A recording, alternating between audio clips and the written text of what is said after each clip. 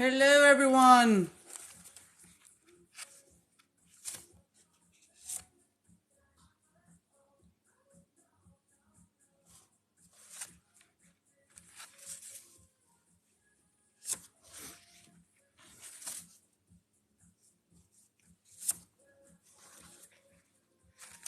We're going to hang out just a minute and give everybody time to get on with us.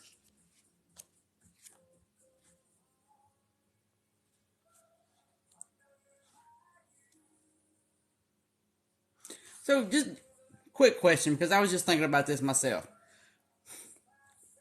Do y'all have to have background noise when you're reading? Do you need some kind of something? Because when I read, I have my TV on. It's not loud. It's just, just enough that there's something going on in the background. Just me? I'm just curious.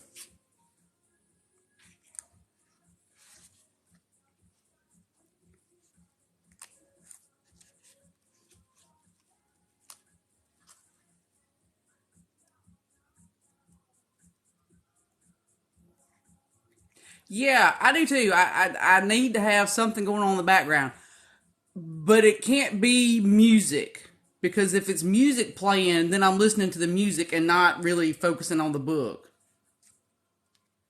You made it! Hey! Yeah, it unnerves me. It's like, I don't know why. I don't know why. That's like when I sleep, I have to have a fan on. Not a ceiling fan. It's got to be a fan so I can have that noise.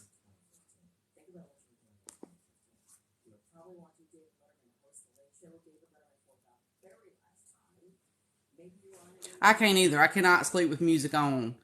I can fall asleep with the TV on, but the volume's got to be really low.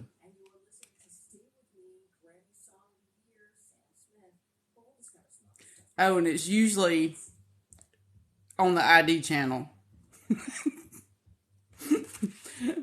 No shame. No shame. Or what is that? HLN that has the forensic files marathons. It's one of the two all the time.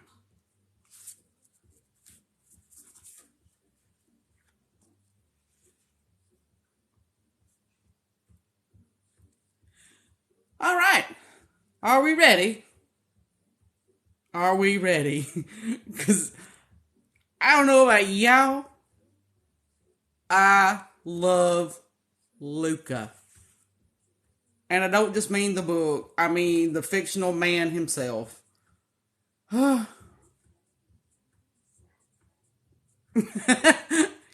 got one of those too. We call her a variety of names. Demon Dog, Demon Spawn, Hellhound. It's a variety of things. Oh my God, look, y'all. Okay.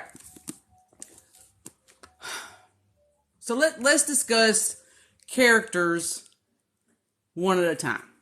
Let's hold off on LUCA for a minute. Okay. Let's start with Chloe. So jump in with your opinions.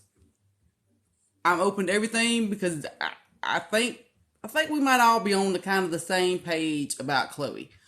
I liked Chloe. I got very frustrated with her at times. Yeah, yeah. There were moments when her, for me, this is just for me. There were moments for me when her independence seemed to get in the way more than it helped. You know what I'm saying? Like she was doing things. I don't know if out of spite is the right way to say it, but it's like she was just doing things to prove that she didn't need somebody to tell her what to do. That's just kind of the way. Yeah, she did. And even though she'd been telling the man since she was what, 7, 8 years old, that she loved him, they were going to be together and all this and that. I mean, she never really gave him the opportunity to tell her how he felt. She never really told him herself what she needed from him. Yeah. Yeah, there were times when she came across as immature and naive. She didn't communicate well, but now in her defense, neither did he. And I kind of feel like they both had their reasons for being the way that they were. Her reasons being her mother, his mother, what happened to his mother affected him a lot in how he dealt with his relationships with women. Um, but yeah, it was, and just the fact that she she was telling Freddie all the things that she should have been telling Luca. That's kind of how I took it, or how I saw it, where he was barely telling anybody anything. It was literally like pulling teeth to get him to admit how he felt. Even though he knew, and I guess you, ladies, we're all that way. You can show us all you want, but you still need to tell us. We still need to hear the words. Yes, and he almost did. And we're going to get to that scene here in a minute. But, so, when they, saying it's frustrating when things would be so much better if they just talked to each other. I know, but then, and we've talked about this before. It's too perfect. If things go that way, it doesn't get you as involved in the story. I think if it doesn't frustrate you at times, if the characters don't make you mad, things of that, if you don't get the emotional roller coaster, it doesn't feel the same. If everything's too shiny, if everything's too perfect, that's not a good read to me. If they had taught, we wouldn't have had a whole book, but it's funny. Yes, exactly. Oh God, yeah, we wouldn't have had a book. We wouldn't have been able to fall in love with both of them, and y'all, their backstory, the flashbacks. Sometimes flashbacks can get on my nerves, but I think it really helped in this case because it really showed how much they went through, not just together, but in their own lives, separate from each other, and how a lot of what each of them went through was parallel, even though some of the circumstances were different. Like when her dad died, and then her mother, took her boyfriend's word about some things, and then Luca having to deal with burying his own mother, and their mothers, one positive, one negative, had a very big influence on their lives. I don't know about y'all, but the minute that man got out of that freaking U-Haul or whatever it was, I knew he was not a happy camper. He was not going to be a good character in this story at all. And yeah, their fathers did. I'm glad you said that, because it's kind of like their parents had opposite influences on their lives. Where Chloe's dad was her positive influence, Luca's dad was his negative, and vice versa. Yeah, immediately, as soon as that man gets out of that van, he's an ass. He is abusive in all forms of the word. And I think one of the many things, Luca being the older brother, and the way Chloe talks about him when she very first sees him, you already know that he is taking, when it's not aimed at his mother, he is taking the brunt of the abuse to keep his little brother safe. So, he endeared himself from the very beginning through Chloe's eyes, which helped us out a lot. Already at that age, he had the world on his shoulders, you're right. And I felt, what was the mom's name? Marie? I think that's right. I'd have to look back. But I know, he just, so many things to love about Luca. I loved Marie for the short time that we got to spend with her. And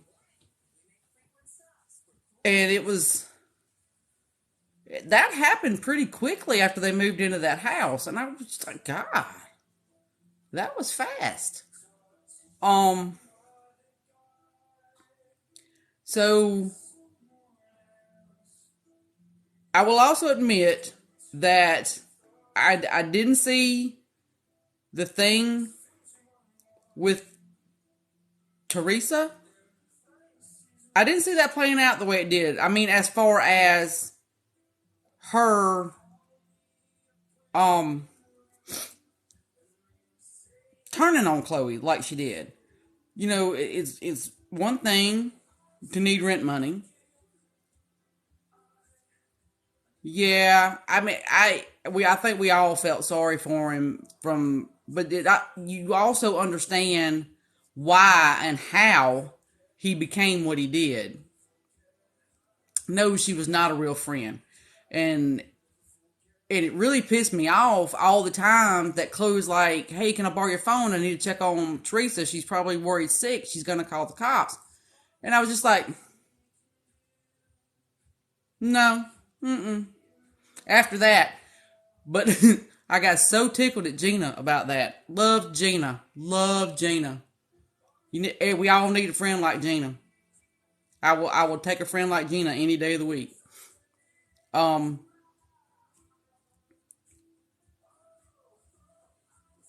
But yeah, I didn't see that coming.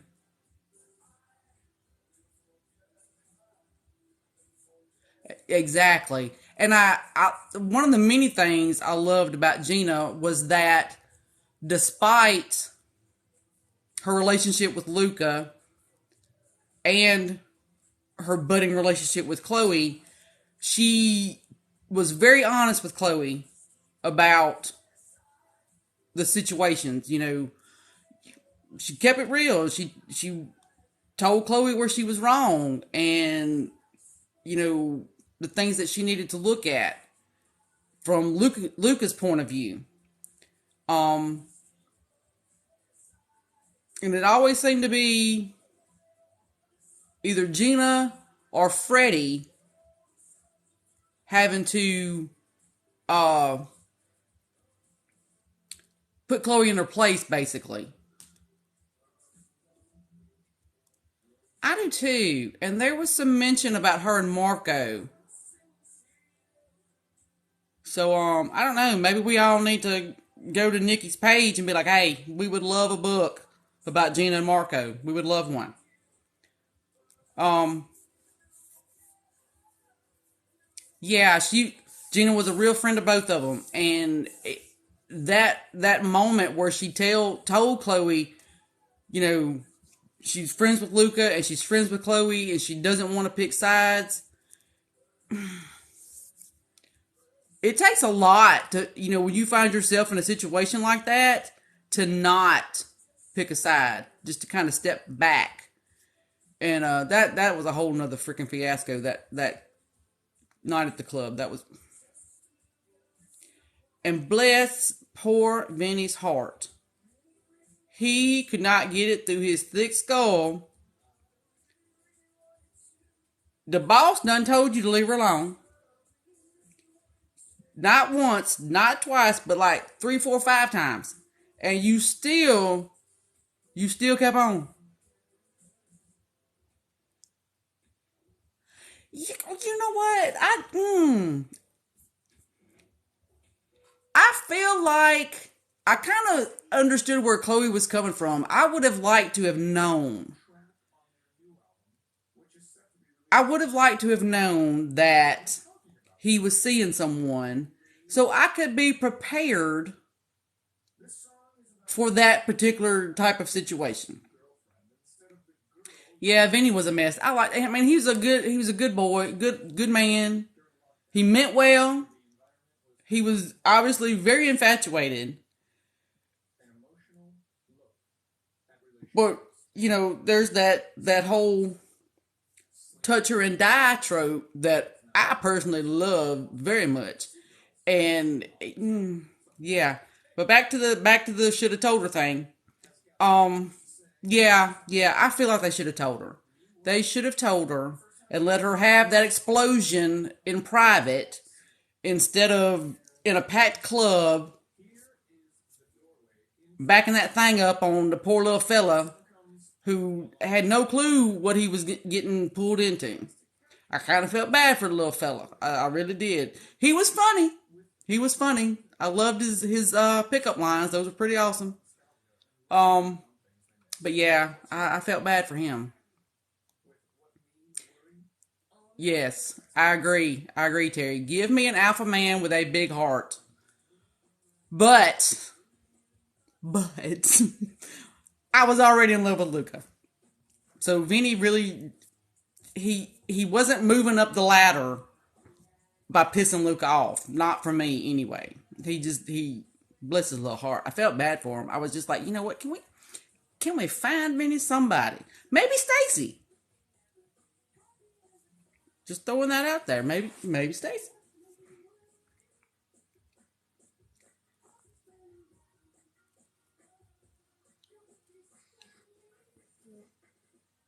Oh.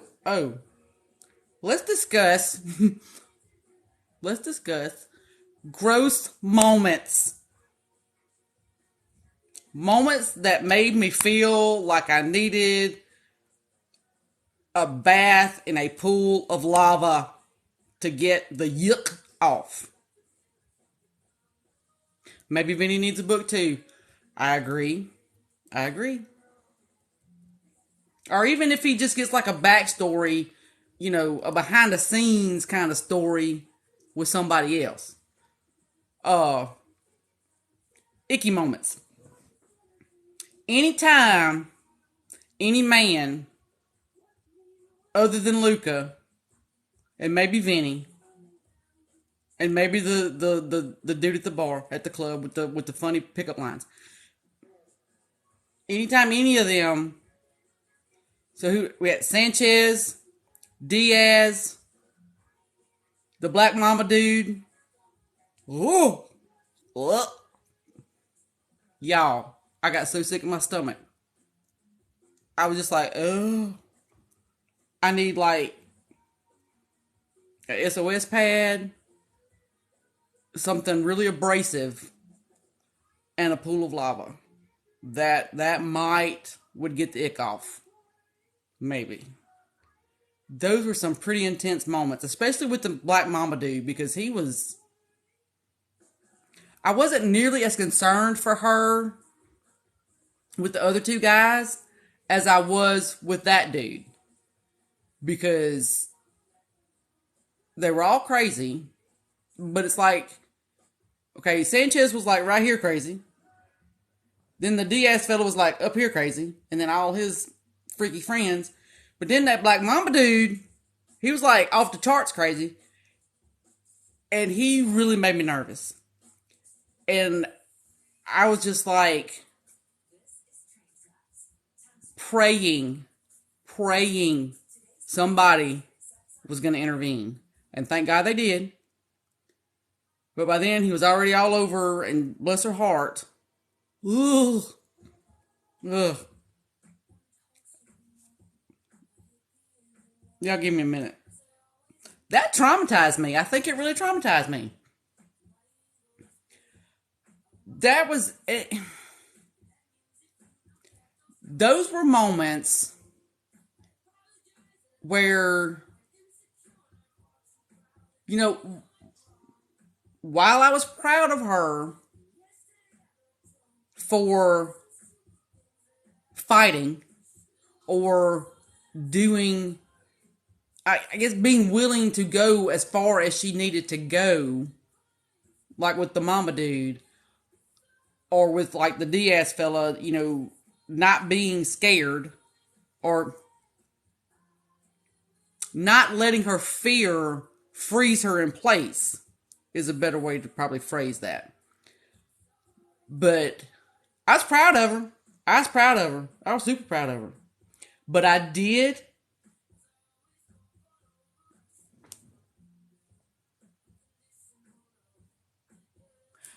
Yes, I loved that. You know, when she got herself out of the dungeon at Diaz's place. Oh, and oh my God, I felt so bad for those Ethan, and oh, what was the girl's name? And I may not be getting the boy's name right. Y'all throw them at me. You know, it was funny. It was funny that she had that reaction. Because I was, you know, but then again, I was like, wait a damn minute. You know damn good and well you were not finna get out of there by yourself. You know you weren't finna be able to do that. You knew it. You said it to yourself. Yes, the twins. You knew you weren't finna be able to get out by yourself. You knew that when you saw how many folks was out there. Don't get pissy. We realized you running on adrenaline. And if I was in your shoes, I don't know, I wouldn't have made it that far. I would not have made it that far. But it's I'm gonna tell you this about, and I hope I can articulate this correctly. When it comes to female characters, I don't want them to be completely weak, but I also don't want them to be obnoxiously independent. Does that make sense? I need them to be somewhere in the middle. I need them to be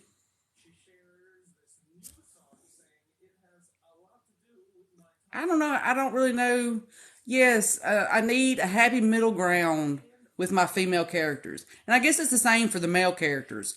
But in order for me to really connect and really love the female lead in a book, I need her to be both vulnerable and brave. Be independent, but accept help. Thank you. Those are the words I needed. Yes. Yes. And you know, I don't know if any of y'all have seen my posts about, you know, my obsession with aliens. But I have for, I don't know, many moons. We won't do the math because I don't want to cry tonight. But I compare or make a comparison between female characters in books and Ellen Ripley. Believe it or not, that is how I kind of judge. That's how I kind of judge female characters in books. What would Ripley do? I'm just exactly. It's you face your fears, you do what you got to do, you don't freeze in the moment, but you don't not accept the help that's offered. I'm just putting that out there. So yeah, I don't like. Okay, off my soapbox. Off my soapbox. Back to the story. Back to the story at hand, y'all. Because I could get off on a tangent on that shit. All right. Back to the book. Back to the book. Back to the book. Let me flip through my tags here, y'all. We already discussed Luca's protectiveness of Freddie. Oh yeah, the Saint Christopher necklace. That was very touching to me. And you know when they first mention it, you have no idea why it's so important to either one of them. But then when it's explained, you're just like, oh, really?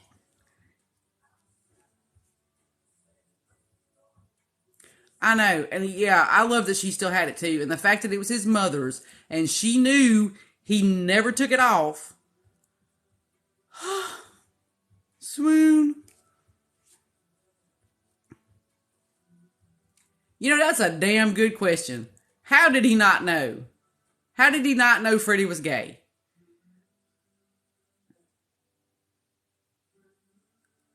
Aw. Yeah, I was just reading that. He like froze on the spot when he saw it.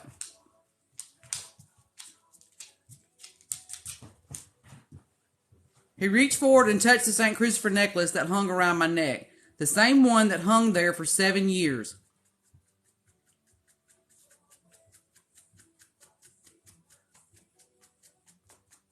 Yeah, maybe not right when it happened, but I think he should have told him. Did he ever tell him in the book? I don't think he did. I don't think they ever. I don't think. I don't think he did. But I totally agree. He should have eventually told Freddie.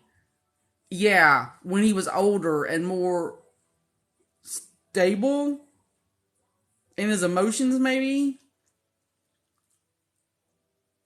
She did, bless her heart. She kept waiting on him and she kept waiting on him. And I can understand the frustration. I mean, you spend, what are we talking, like 14 years of your life loving this one man. 7 of those years waiting on him to come back and get you like he promised he would. I can understand how you could be a little angry, little, snippy at times. Yeah, I didn't think he ever told him. And I will admit I was a little surprised that Chloe didn't kind of talk him into telling him. But then, you also got to wonder if maybe once Freddie got older and even after he witnessed LUCA killing their father, that he would have put 2 and 2 together. That, maybe mom didn't run away. Maybe mom didn't just leave me like that. Yeah.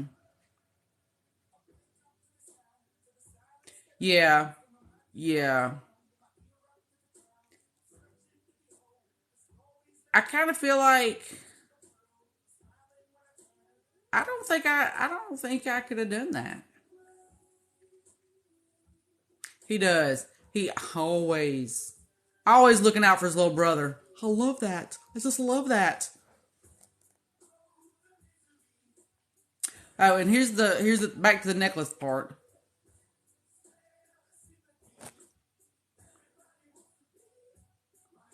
6 words that I thought held so much truth, but ultimately set me up for the biggest heartbreak of my young life and caught me, trapped me in its lie. I will come back for you. And it's not that he didn't. It's not that he didn't come back. He just, bless his heart, thought she'd be better off without him in her life. And then I'm like, Luca, you idiot.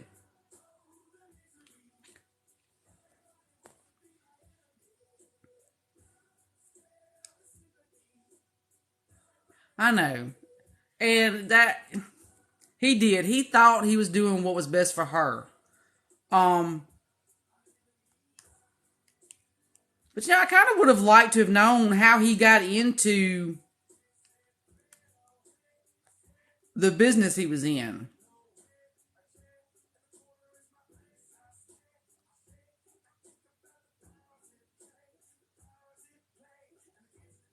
Oh, you be careful. Don't work too hard. Yeah, but I think if I think he knew that if he talked to her, if she saw him, she would leave with him. I think he knew that. But still, maybe a phone call.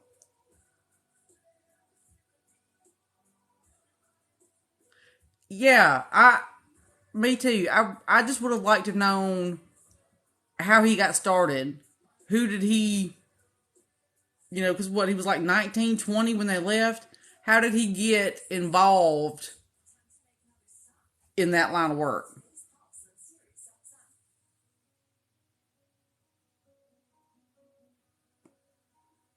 Yeah, you would think he could have just asked somebody. Maybe, somebody that they, knew from school. Something.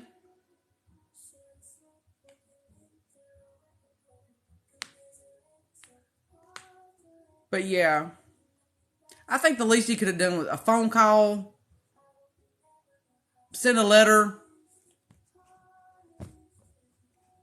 Postal service still works. I mean, it might be slow on days, but it still works. Well, I think the only thing we know about what he does for work is it's not all legal.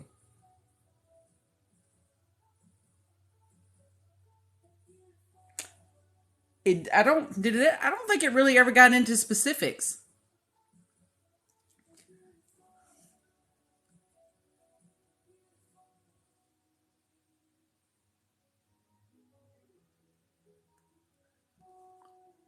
So, yeah.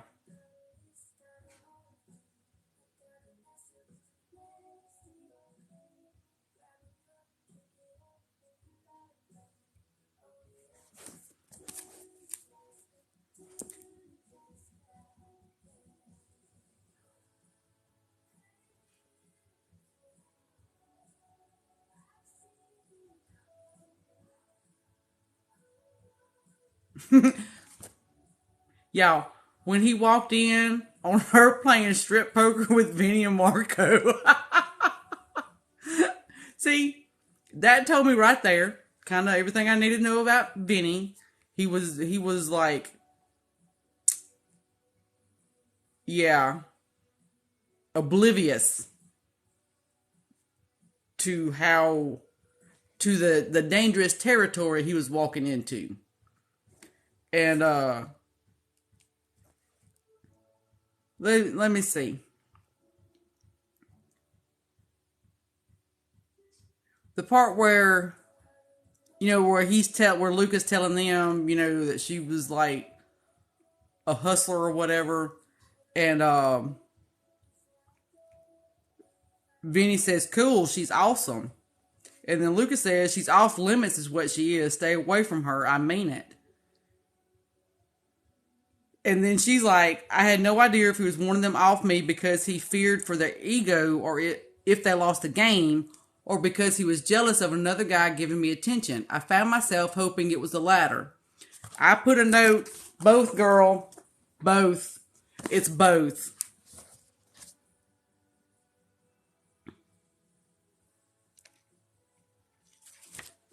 So yeah, while there were endearing moments for her,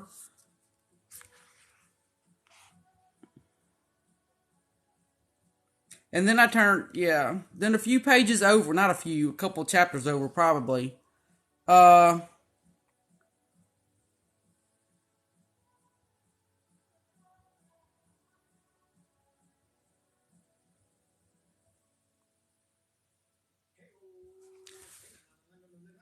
okay, yeah, this is the club scene when Vinny takes her to the club.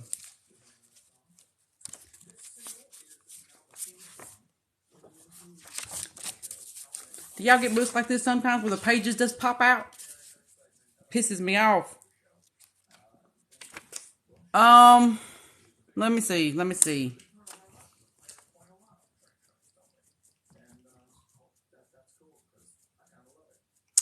I reasoned with my drunken self. He probably doesn't even care about little old me anymore. I made up my mind that after this night out, I was going back to my own apartment and getting on with my life, living it the way I wanted to, completely LUCA free. This note says she is a well and true idiot. That's how I felt about her in that moment.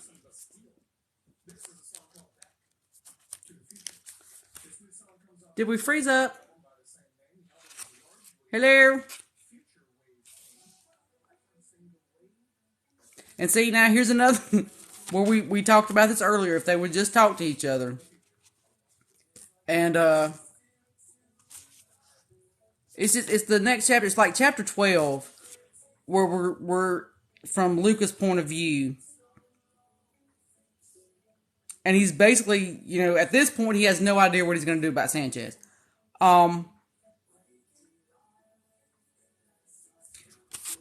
This is a note. The damn page popped out again. This is sad if they would just be honest with each other. That's on a blue note, so that made me sad. That upset me. So I'm just flipping through one tag at a time here, y'all. Just refreshing myself. Uh-oh. Oh, this is one where I had two different colors going on. Oh, y'all, the conversation between her father and Luca by the car. I myself was getting some mixed signals from Dad. Because it's like, on one hand, he was like, it's okay. But don't hurt her. It's okay, but it's not okay. Don't care about what other people think, but don't hurt my baby girl. Yeah. It was kind of all over the place. So it was, I got blue and green. So green is for my happy stuff and blue is for my sad stuff. And in my green is where Lucas says, I won't ever hurt her, sir. I said, looking him dead in the eyes so he would know I spoke the truth. She's too special to me. I could never hurt her. You have my word on that. The blue is for, and there it was, I'd said it. She was special to me, the most special thing I had going in my shitty life right now. It made me sad because he was having a shitty life. But it was also sad because, he ain't gonna do nothing about it right now. He's not.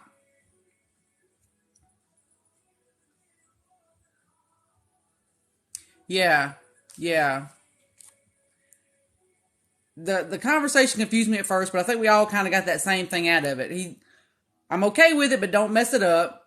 I think you approved, but with all dads, you don't hurt their baby. Exactly. I think that's kind of what that conversation was.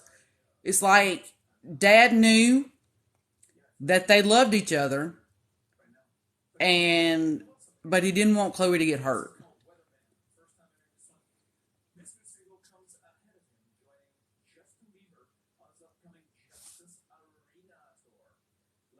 And then the fact that Dad admits he knows his wife is cheating on him, but he's staying for Chloe. So I had a thought about something he said during this conversation, but it never came to anything.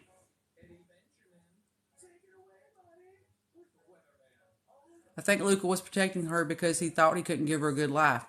Yeah, but then he also had concerns about the age difference, and I'm like, it's 4 years. What? It's 4 years.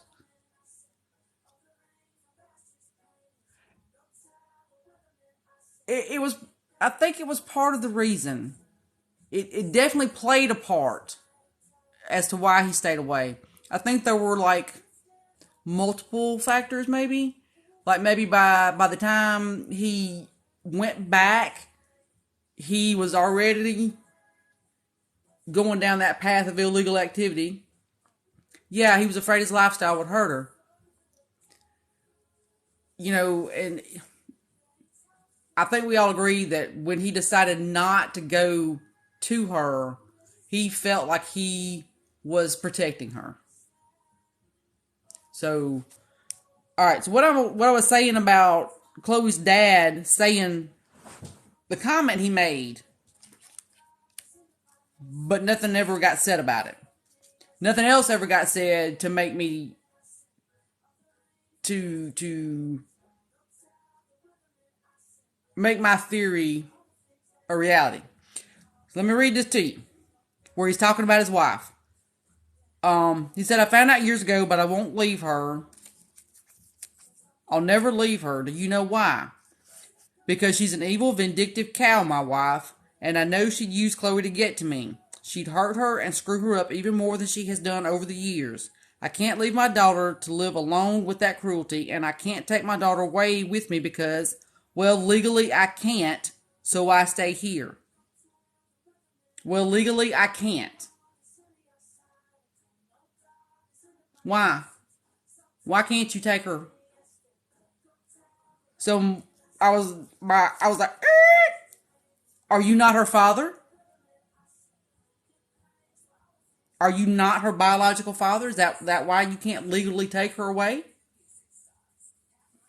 Or is it one of those things where the court would be like, a girl needs her mother, even if the mother's a evil, vindictive cow? I don't know. See, nothing else, no other innuendos were ever said again. Nothing. Nothing. So, we don't know. And there was never a reason given after his death for her to have any kind of DNA testing done. Her mother never said anything about, oh, he wasn't even your real father. And if she's that loose in the britches, maybe she wouldn't know who the real father was. Only that he wasn't. But nothing else ever got said about it. So, it's kind of it's up in the air. You just don't know. But that comment really left me puzzled. Really left me puzzled.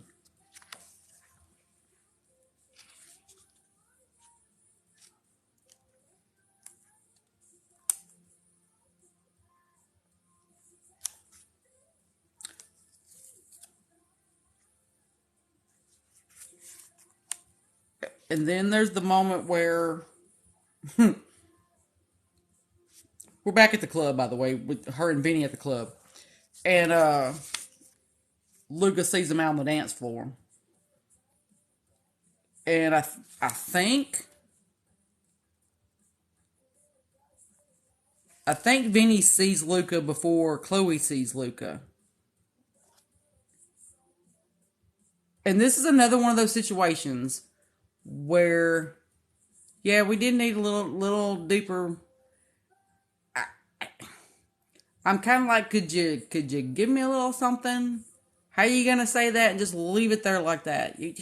I need to know why he couldn't legally take her. But then again, I'm also probably like, you know what? If if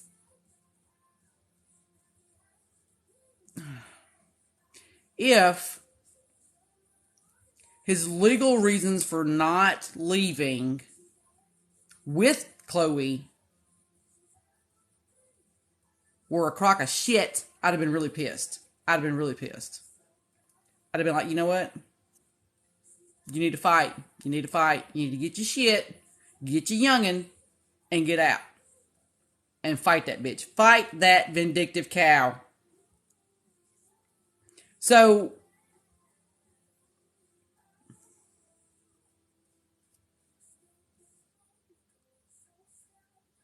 and eventually he does. He brings him back. I don't remember if it's a permanent. But yeah. Yeah.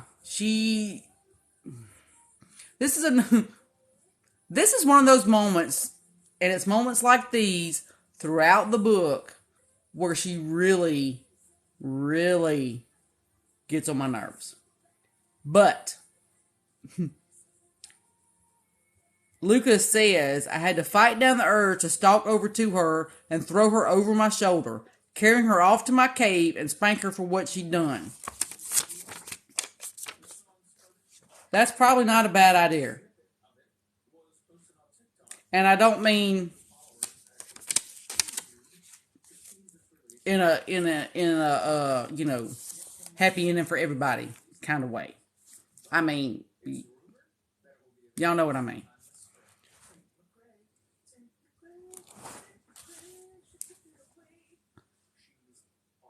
And then on the next page, it continues. This is from Chloe's point of view. And she's all like, I felt a little guilty about the saucy, seductive way I was grinding up against Vinny. But hell, we were in a club. That's what people did, right? It didn't mean anything. Can you read that? Idiot. I wasn't happy with her at this moment in time. I wasn't happy with her at all.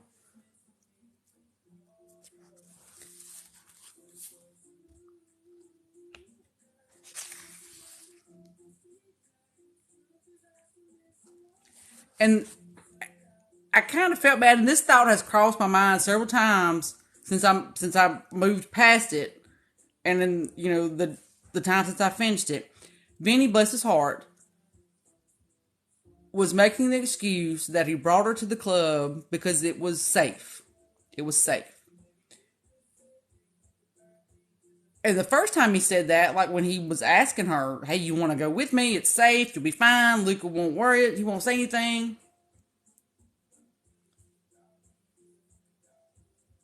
Yeah, she didn't get it one bit. But yeah, Vinny's saying that the club was a safe place to be. It's packed with people. You can't keep an eye on everybody. You'd have to have a guard for every person in there just to make sure nobody messed with anybody else. It was not a safe place to be.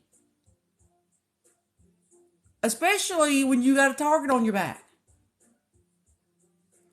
And you would think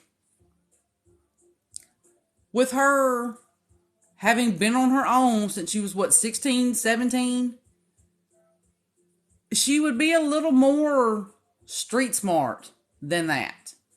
Even if she doesn't know a whole lot about LUCA's world, you would think her being on her own for as long as she had been, she would be a little more, yes he was. He was thinking, yes he was.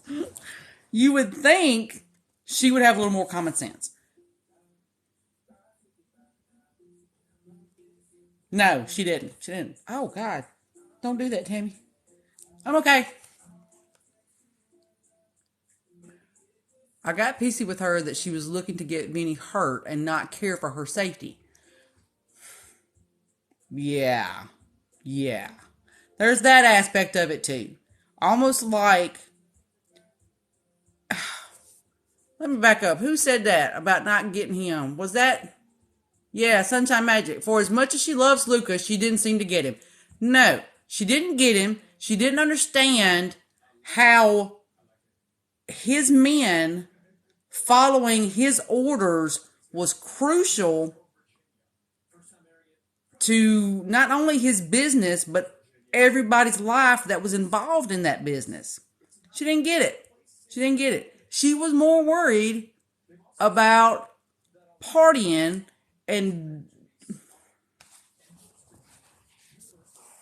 See, I'm getting upset about it again. She was not the brightest crayon in the box. I can't even talk. She could have done that way better than what she did. But I'm in her defense. When that go get 'em attitude came in handy, those moments when it really counted, those were epic moments.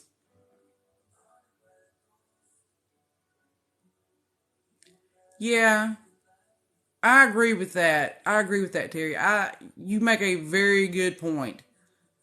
I so I don't know if everybody else saw what CajunTrouble.booknerd said. I think she didn't want to get him. Then she would have to forgive him, which means she would not have any reason to hold on to any kind of animosity toward him. She wouldn't have anything to keep wedged between them to keep her heart safe and keep him at arm's length. Yes.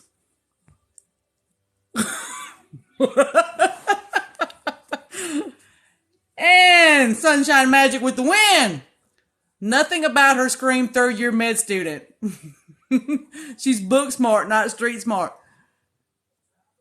Had her realm 17. Y'all are killing me. Y'all are killing me. I think I'm getting the feeling that we all had our moments of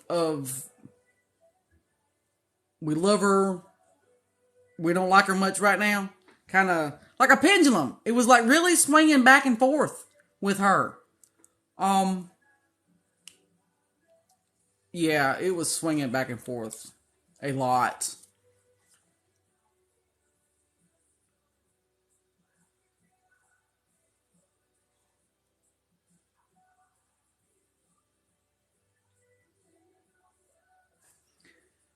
Okay, let me see.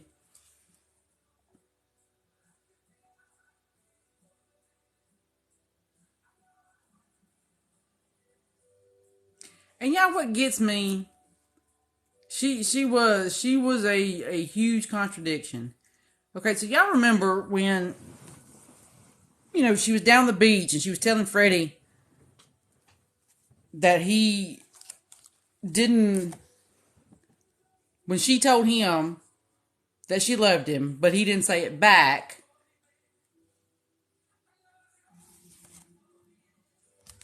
There were times, just because he didn't say those exact 3 words. Exactly. How can you, exactly. But there is a moment. Let's see where, hold on, y'all. I got to, around page 130. I don't know if y'all got your books, and I don't know if it's the same for those of y'all who have a ebook. This is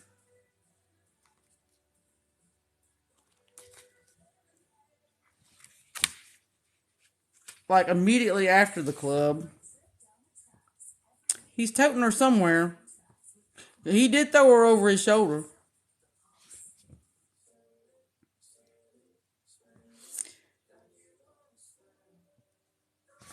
I'm trying to see if they...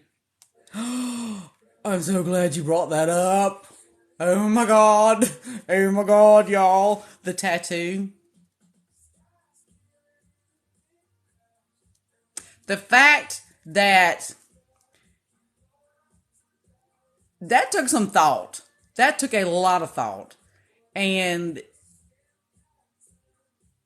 I am tickled silly that it wasn't just poorly done, but that it was intricate and it took some thought. And yeah, and the fact that he'd had it for years. I know, and I'm trying to find where he finally tells her something. I mean, he's telling everybody else to leave her alone. I'm trying to find it. Okay, they're back home. Okay, they leave the club, they go back home. He throws her over his shoulder from the club, goes out to the car.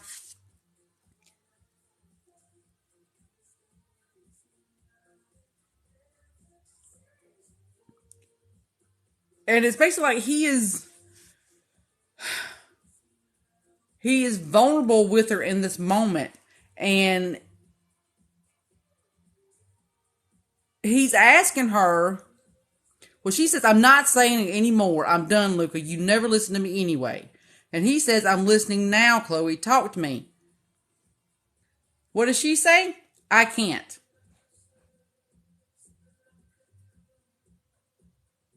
Are you freaking kidding me?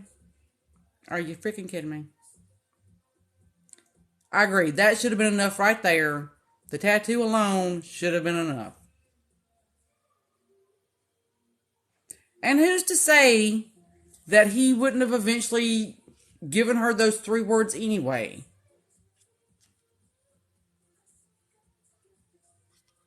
He asked her, do you want to leave? Leave here and never see me again. Is that really what you want? And she doesn't answer him. He says again, I don't want you to, he's whispering, y'all. He's whispering. I don't want you to leave. I don't want you to walk away from me. I can't let you do that. It's right freaking there. It's right there. And then he's all, do you hear what I'm saying, Chloe? She don't hear it. She can't read between the lines. She don't hear it. Then he leans forward to speak into her ear. His arms that were holding her in place drifted down to her hips. I'm switching up some pronouns there, y'all. And he says, fuck it. I want you, Chloe. I always wanted you. You're mine, no one else's. I want everyone to know you're mine. Girl. What? Y'all, we got to move on to happier times. Let's move on to happier times.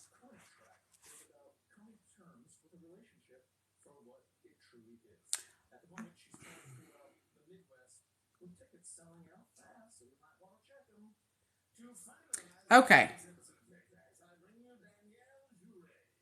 This is a discussion that they're having.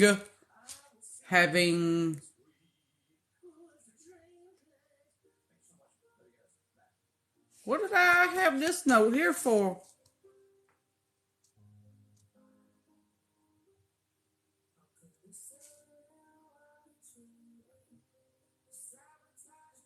Oh, that's the first time. Girl, don't we all? He did. He showed her in everything he did. And it was actually in a lot of the words that he said to her, even if it wasn't, I love you. It was still there. I'm trying to figure out, why did I put this note here and why did I say, oh man?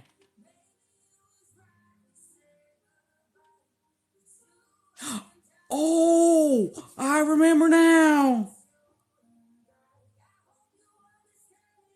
She didn't tell him that she was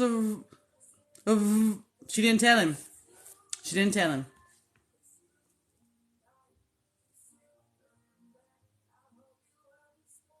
Oh man, that's what my note says. That's why it says that. So, can see this from both sides. And yeah, but I can kind of see it from both sides. I knew immediately why he reacted the way he reacted. I knew immediately. It wasn't because he was mad. It wasn't because, he did hurt her, but it was simply because he felt guilty and he was ashamed of the way he had been treating her up to that. He was shocked, yes. That lack thereof communication. And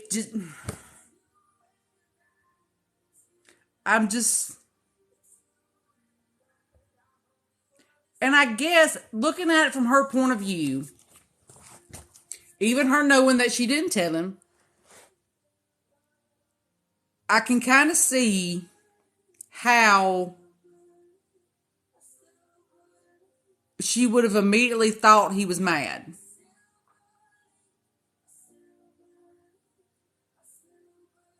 Maybe. Maybe I can see that. Maybe.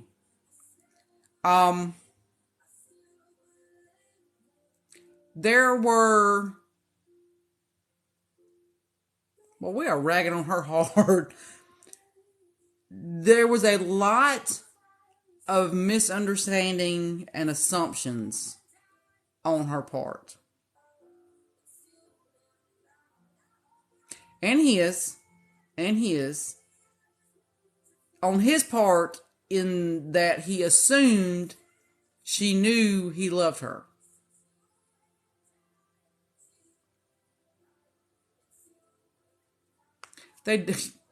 Yes, they definitely need to talk.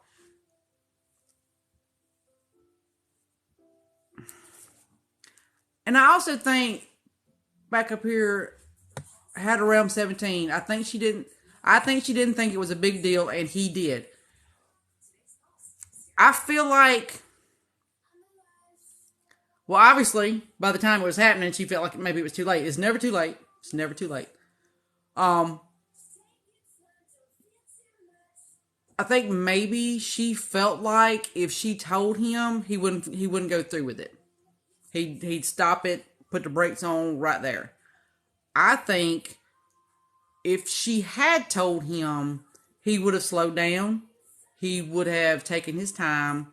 He would have been a little more gentle. Even if she didn't want gentle, it would have at least given him the opportunity to try to be gentle. And if we were all lucky and she felt like communicating, she could have then told him, no, I don't want gentle. Let's get it.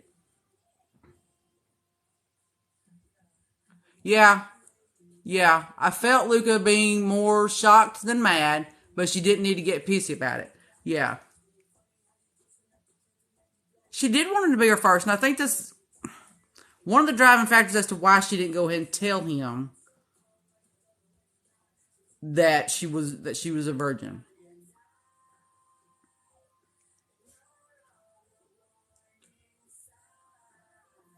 So, yeah. And bless their hearts, y'all, it was like just one friggin' catastrophe thing after another. Drama, drama, drama.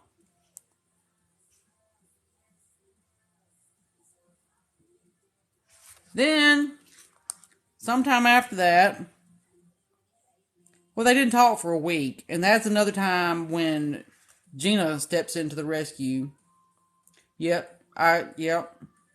She was scared he would stop.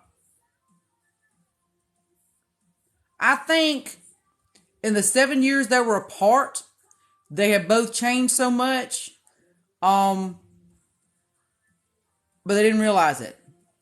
She still expected him to be the boy she grew up with. He still expected her to be the little sis, even if he wasn't looking at her like that anymore. But I think, yeah, a lot had changed over the years. I think they both got a lot harder and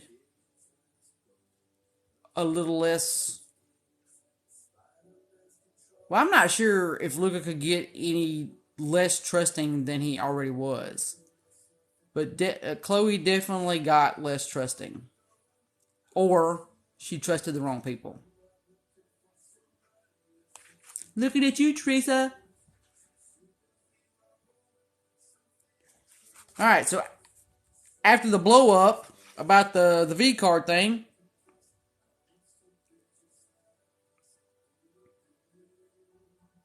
but it seems like, okay, like when Gina's talking to Chloe on the beach after that fiasco,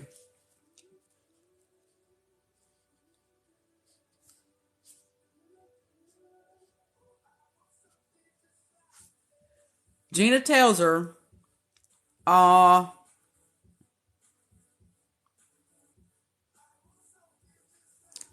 couldn't you just corner him and talk to him? It might surprise you what's actually going on in that weird pretty head of his.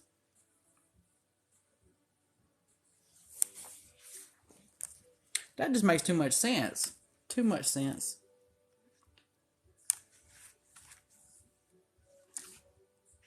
I'm trying to figure out. I got another spot tagged here, y'all. I'm trying to figure out what was going on before I did that.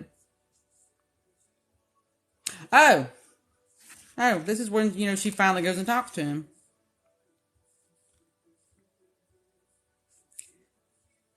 And this is the scene where she tells him about Freddie because he's jealous of her and Freddie.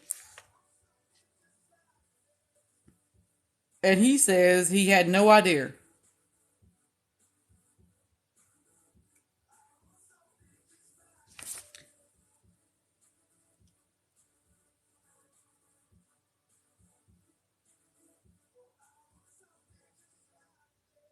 And he tells her, I make men fear me in my job. I have to make grown men fear me, and yet you're the one thing that scares the hell out of me. Everybody knew that. Everybody knew it. Oh my God. We knew it. And, okay, so he tells her that.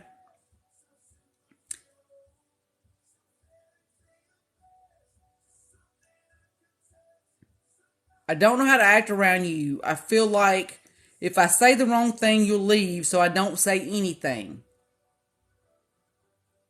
There you have it. There we all have it. I feel like when he's given the opportunity, he tells her exactly what he's thinking when he's given the opportunity. I don't think she really gives him the time to say what he needs to say and understand what he's saying. It's almost like she jumps to conclusions or she misunderstands what he's saying. Yes, he was always honest with her. But she was looking for exact phrasing.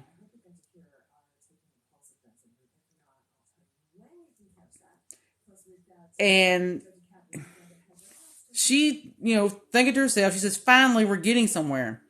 And then she says, all you have to do is talk to me, Luca. I'll always give you the truth. You know that. And he says, maybe that's the problem. The truth scares me because I don't know what the truth is anymore. And then she's like, I'd never seen this Luca before, the vulnerable one behind the whole alpha asshole facade. It was a new experience for me to deal with.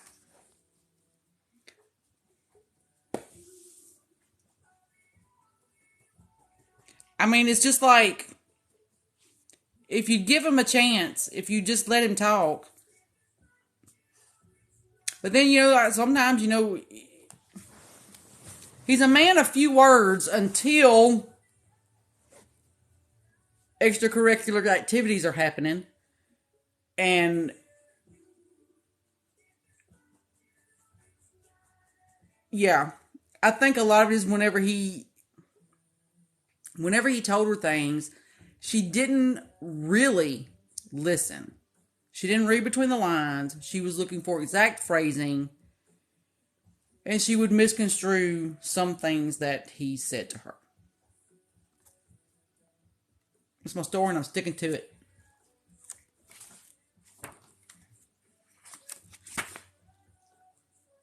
That's the spicy part. I can't read that whole thing out loud, guys. We're gonna skip to the next tag. Y'all read it. Y'all know what I'm talking about. Oh, this was a funny part. This was a funny part. Um, where are they? The office, I think. That office scene, y'all. That office scene. And then once the office scene is over, they're going, upstairs to continue the festivities. And where is that? Freddie had better not choose this moment to come out of his room. I'll have to kick his ass if he sees your naked ass. I don't think my ass holds much interest for Freddie. I don't care. I don't want anyone else seeing this ass. This ass is mine. For my eyes and my hands only. This was, y'all, I died out laughing. I sniggered as a familiar male voice sounded from behind a locked door. You do know I can hear you both from in here. That was freaking hilarious. Oh my God. That was so funny. And then he's like, for the record, I'm putting my headphones in. Yeah, Freddie's too funny. I love Freddie. Love Freddie. Oh, and then we get to the tattoo scene. I think I got a little choked up on that one. A little choked up. Oh, and then the part where he says it's not a rosary, it's a St. Christopher on the chain she's holding. Details, people. Details. He had it. That took a lot of thought, y'all. A lot.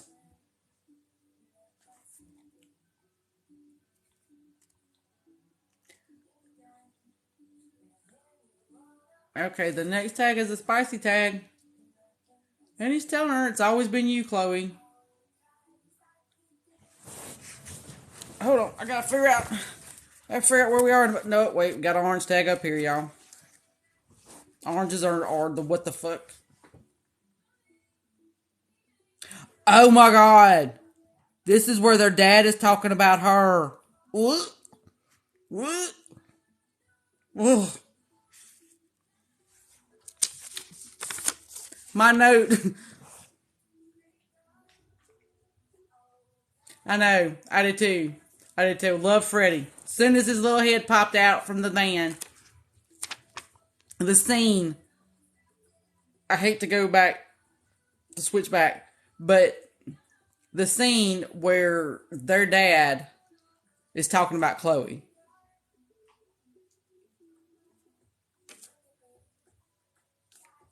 Y'all.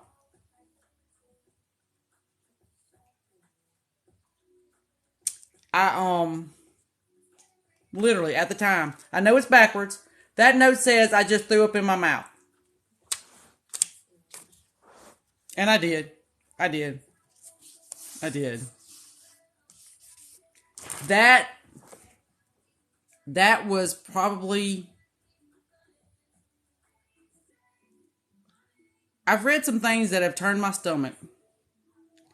This is one of those things. Just because because I hated this man. I hated this man.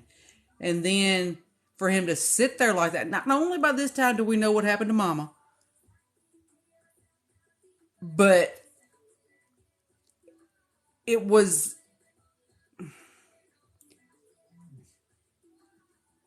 from the moment that man stepped out, I hated him. And then he's sitting there and he's telling these two boys, knowing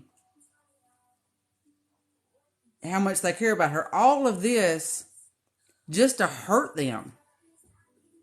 Just to hurt them. And I'm not saying he was only saying it because he'd have done it. But it's almost like it took that. It took that for LUCA to finally have enough.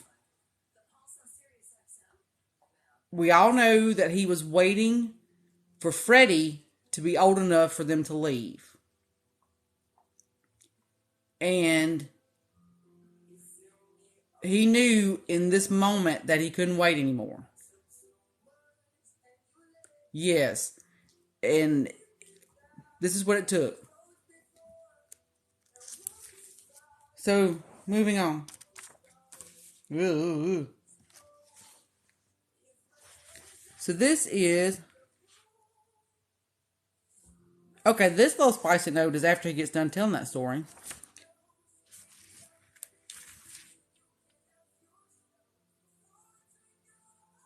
And then she tells him about her mom kicking her out.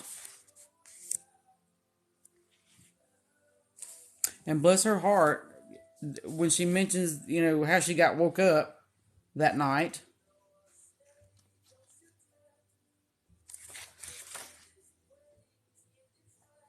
And another spicy moment. And another spicy moment. Ah, there's a blue note.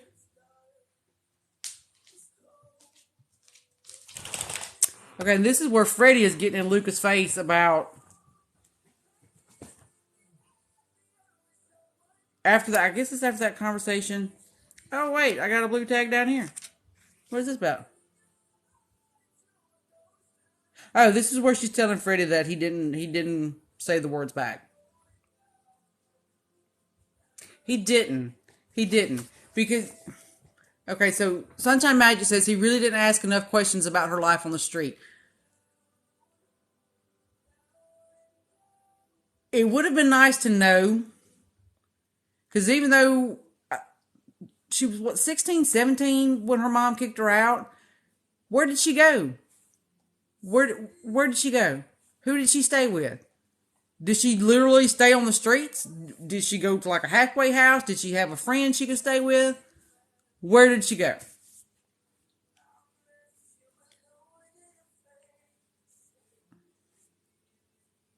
So see that's I think two major areas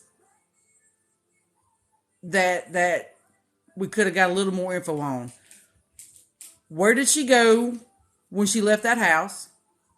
And how did LUCA get started in the business? How did she end up in med school? How did she finish school and able to go to med school? All very good questions. None of which we have the answer to.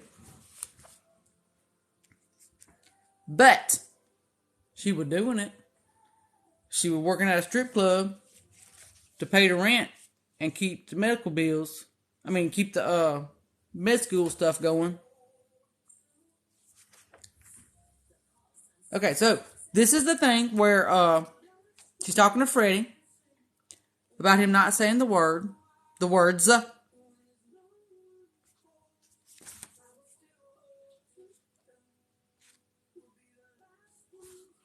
Spicy scene. Then another blue moment. Another blue moment. And okay, so this is where... So we go from Freddie talking to Chloe on the beach. There's some spiciness. Then we're Freddie talking to LUCA. And LUCA's basically getting in his business about, hey, you should say the words. She told me she felt vulnerable. She said she was scared you'd hurt her.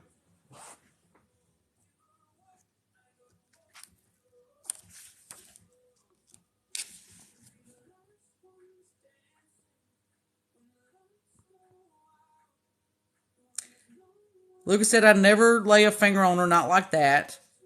That isn't what she meant, dumbass. She said she thought you didn't love her. She thinks it even more now, though, doesn't she? After you gave her a whole heap of reasons to doubt you. Christ, brother, for a successful businessman, you really are as clueless as they come, aren't you?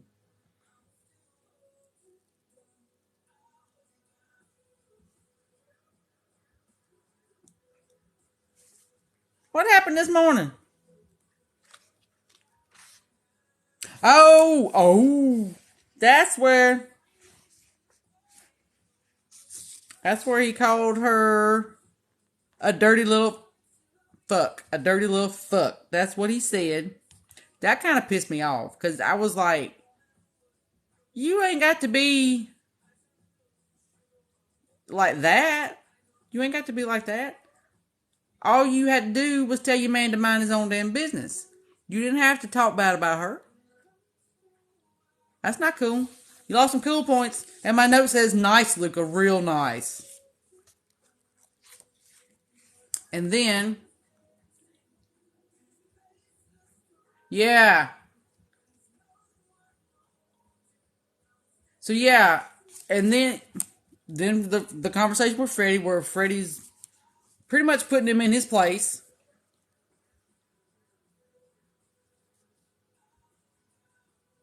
I agree. It makes sense that Luca is poor at communicating with her since he never had relationships. Agreed. And we all know, according to what Gina said, when he used her services, it was specific women, and there was no talking. He was in, did the thing, and he was out. That was the extent of it. So, yeah. It was almost, yeah. He didn't know how to. He didn't know how to communicate to other people other than making them fear him, giving orders, that kind of thing. So, you can't treat Chloe like you treat Freddie. You can't treat Chloe like you treat Marco or Vinny or Leo or any of the rest of them. Don't treat her like she's one of Gina's girls. Not cool, Luca.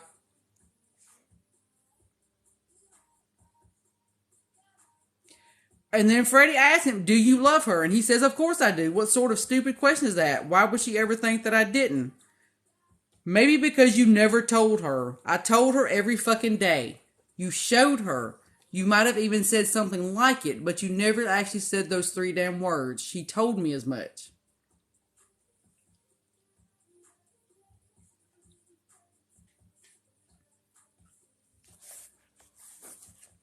Moving on. We have about beat that one to death, y'all.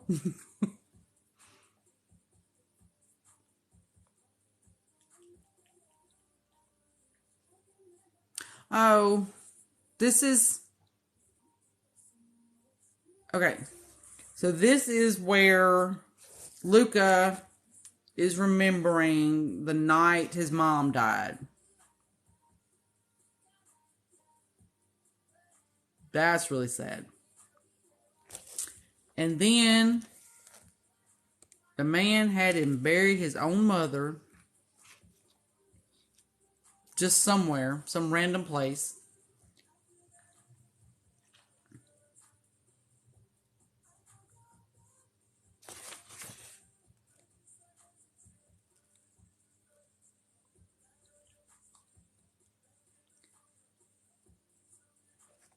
And then the fact that he even cleaned up the house when they got back home so Freddie wouldn't see it.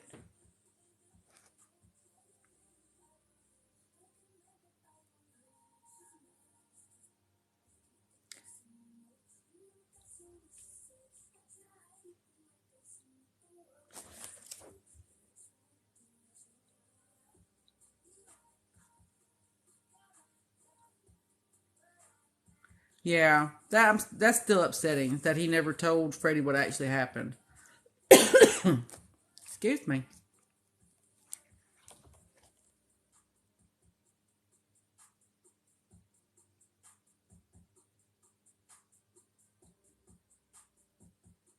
Okay, then we move into the Diaz stuff.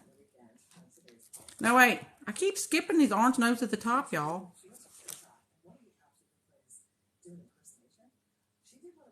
Oh yeah, the scene where y'all,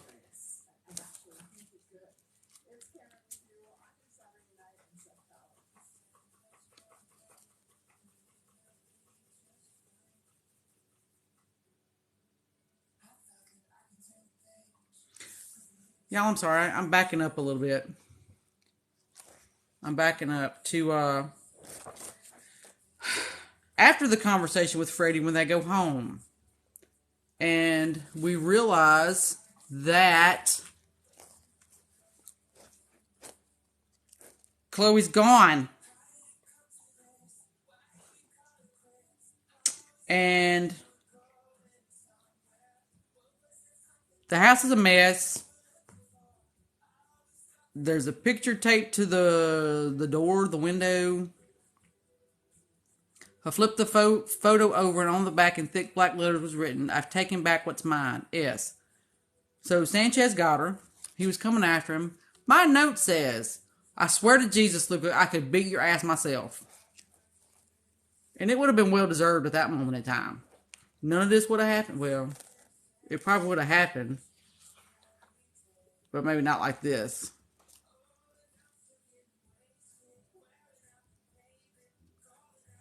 And then we go to when she ends up with Diaz. And there were parts, I mean, that the whole thing was kind of made me gag. He sounds like a really, oh, what's the word I'm looking for?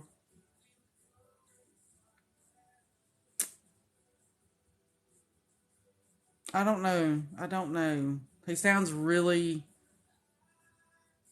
gross. He sounds really gross.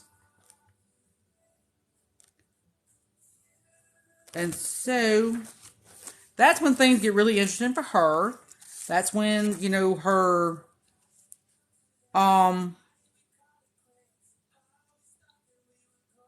attitude really comes in handy. Yes, yes.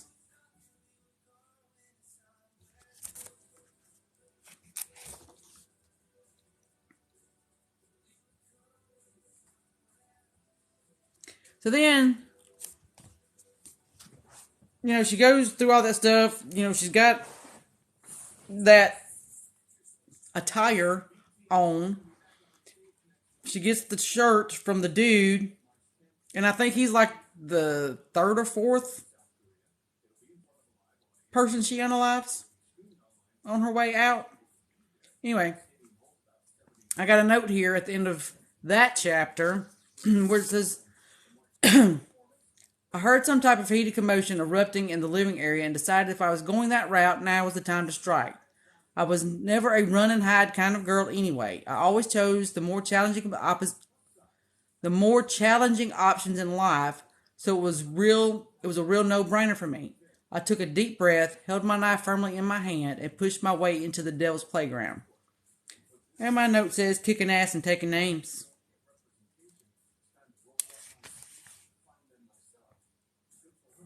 And then this is the part where I kind of like, you know, she's on that adrenaline rush. And she's fought her way to get that far. And I can kind of understand how coming through that door and I don't really think she was concerned about all the other people in the room. I think she was really, I don't think she cared as long as she got to Diaz. And I think that's why she was so upset, because when she came through the door and saw LUCA, I think it was LUCA, with a gun to the dude's head, she lost it. I can understand that. I think her one goal, if she did not make it out, was to make sure he didn't make it out either. Yeah, that was a little over the top. She could have said something simply like, "No, he's mine." And I'm sure everybody would have understood. I'm sure everybody would have been quite all right with it. Up. Another spicy moment. I think that's when she woke up from her nightmare. This whole part,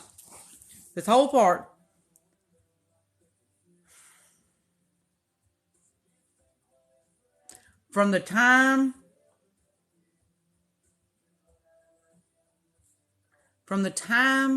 she came through that door to the night at the club, she pissed me off. I didn't like her much during this time frame. Yeah, she could have done that. But she didn't. Alright, trying not to skip these notes on the top. Alright, so that was my note. You know damn well you weren't getting out alone. Then that was a spicy little spice happening after her nightmare. Then when she leaves, I got a blue note, because I'm not happy about this, where I'm screaming, no, no, no. And she left anyway. She didn't hear me. So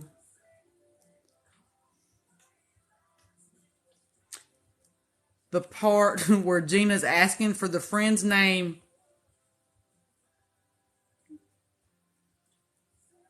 Poor Teresa. As Gina says, karma.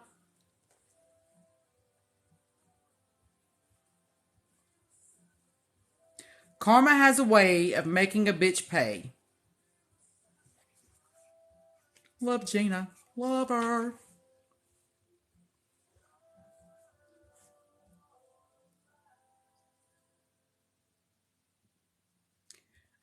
Y'all, here's a note, and I drew faces. I am very frustrated with Chloe right now. How did Freddie have enough cash for an internet? Why you? Ain't nobody got time for your logic right now. Ain't nobody got time. It's a very good question, though. Maybe it was a cheap flight. Maybe she, flew coach.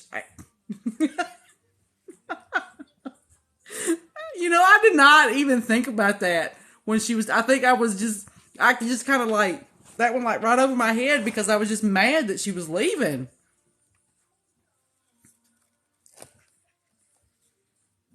Trying to keep up with all my notes. There's some spice right there. What's happening? Oh, that's when they make up after the club. I was happy about that.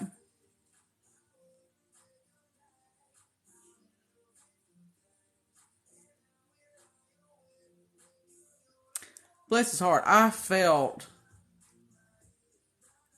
so many things in this moment. They're in a room in the club, I think.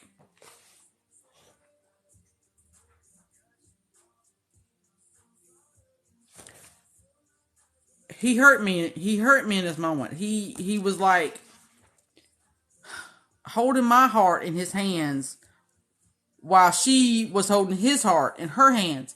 That's how I felt during this moment when he is like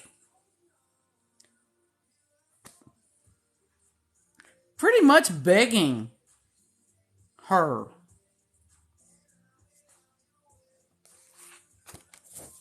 And I was like, I'm not sure she deserves all that. Might have been a little jealous, but that's just me. Then we got spicy moments. Oh, purple means there's a quote. I need you to give me what's mine, he said in that husky low voice of his. I need you, every soft, beautiful inch of you. My. More spice.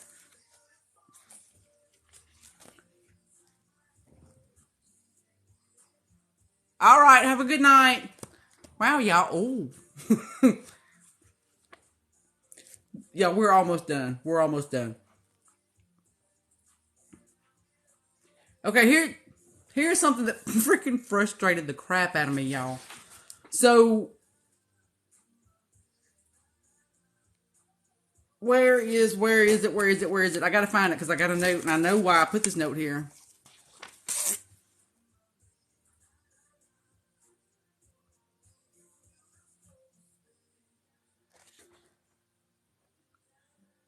Oh, so so it's the part where he says this is gonna sound cheesy, but I'm gonna say it anyway because it's how I feel. Freddie might have showed you the stars, but I'll give it all to you. The sun, the moon, and every fucking star to make you happy. She says, that's not cheesy. I love it. I love that you love me with all that you are. You don't need to say it, Luca. I can feel it.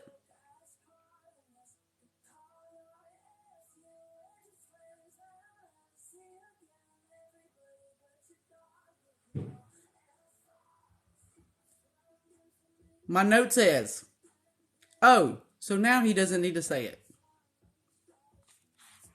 Moving on.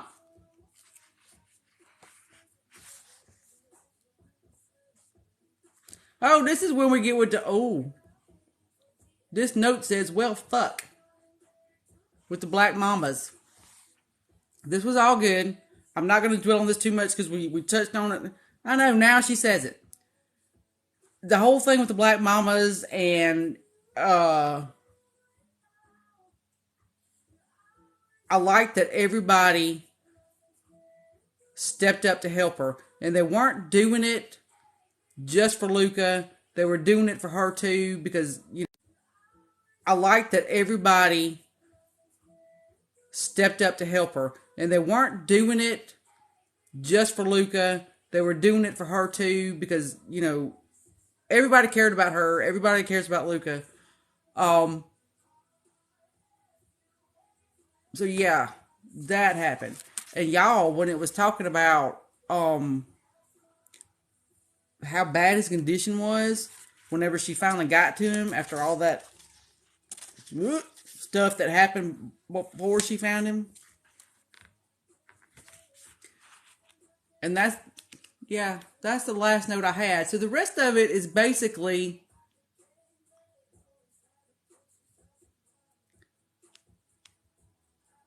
her getting him out,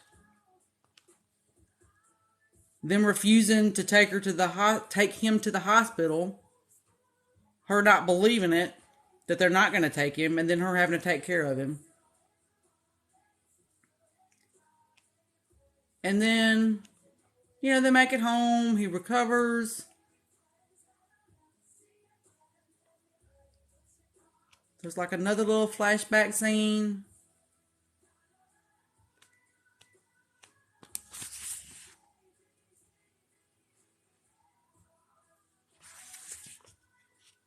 And a family on the way.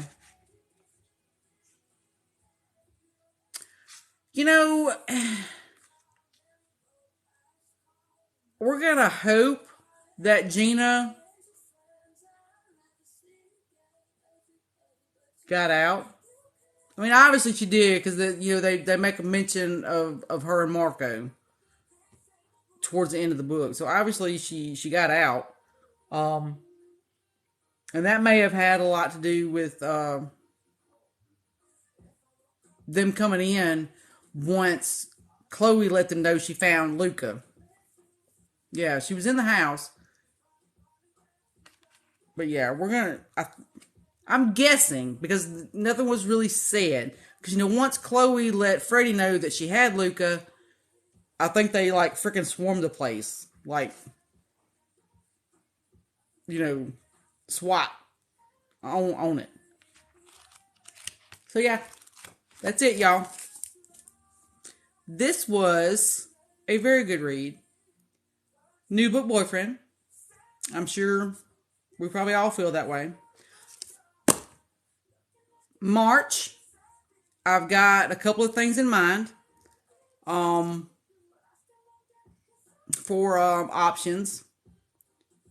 I will hopefully be able to get, I don't have a calendar near me.